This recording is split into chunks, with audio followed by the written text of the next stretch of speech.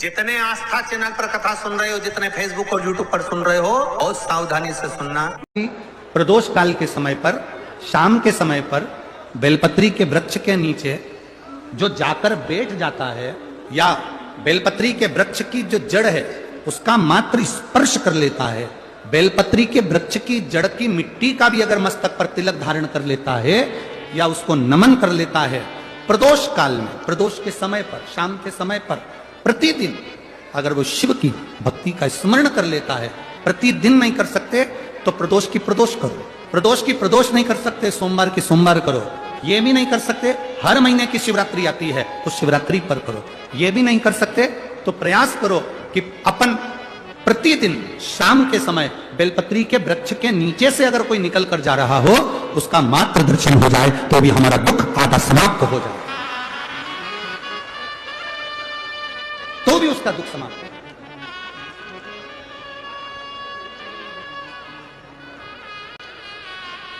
श्री शिवाय नमस्ते। एक कार्य और है हमारा,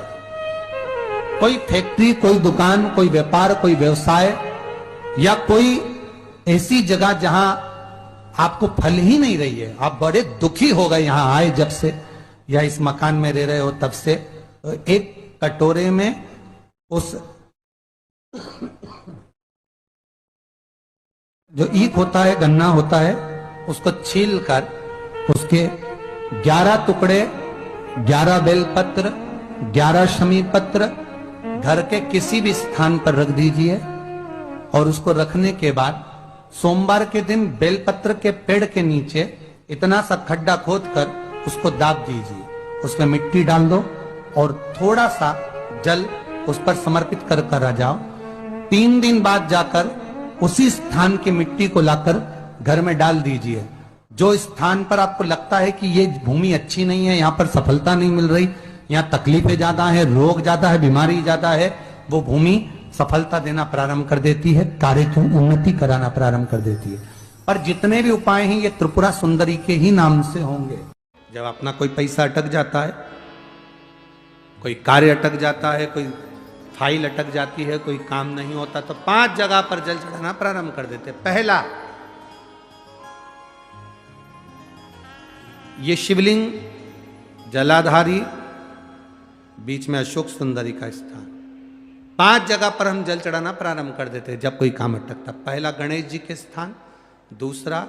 षडानंद कार्तिकेय का स्थान, तीसरे नंबर पर अशोक सुंदरी का स्थान, चौथे नंबर पर जलाधारी के चारों तरफ और 5वां शिवलिंग का स्थान। जब हम यहाँ से जल चढ़ाना चालू करते हैं, फिर जल को यहाँ चढ़ाते हैं, फिर मध्य चढ़ाते हैं, फिर जलाधारी पर चढ़ाते हैं, उसके बाद शिवलिंग पर हम जल चढ़ाते हैं और धीरे धीरे जल चढ़ाकर अपनी जब कामना कहते हैं, कितना भी कहीं पर भी पैसा अगर अटका होता है, 3-4 महीना अगर लगातार रोज जल चढ़ा है तो बाबा रास्ता खोज ही देता है, वो आता ही। चाहे कोई कंपनी में अटक गया, कोई कहीं अटक गया, या कोई फाइल अटक गई, या कोई कार्य अटक गया, तो बाबा सुनता है, निकालता जाए। बस आपका विश्वास दृढ़ होना चाहिए, आपका भरोसा दृढ़ होना चाहिए।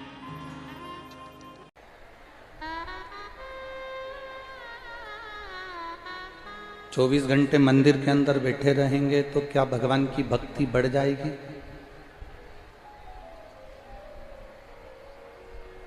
24 घंटे अगर कथा में बैठे रहोगे तो क्या भगवान की भक्ति बढ़ जाएगी?